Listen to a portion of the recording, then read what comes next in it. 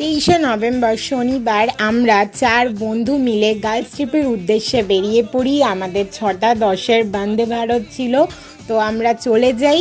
ঠিক টাইমে ট্রেনে উঠেও পড়ি। ট্রেনে আমাদের ব্রেকফাস্টে ছিল bread, omelette, veg cutlet, French fry এবং বন্দে ভারত আমাদের 2 ঘন্টার মধ্যে বালাসোর স্টেশনে নামিয়ে দেয়। সেখানে আমাদের অলরেডি টোটো বুক করাই ছিল। সেই টোটো কাকুর টোটোতে চড়ে আমরা ফার্স্ট ডেস্টিনেশন ভিজিট করি, যেটা হচ্ছে নীলাগিরি জগন্নাথ টেম্পল। অসাধারণ একটা জায়গা। প্রকৃতির যে এত সুন্দর রূপ হতে পারে এই টেম্পলে গেলেই বুঝতে পারবে। পাশেই ছিল নীলাগিরির রাজবাড়ি, যেটা এখনও পুরনো ঐতিহ্য বহন করে চলেছে। সাথে কিন্তু যারা মাউন্টেন লাভার তাদের জন্য মাউন্টেনও ফ্রি। পাশেই ছিল নীলাগিরি মাউন্টেন।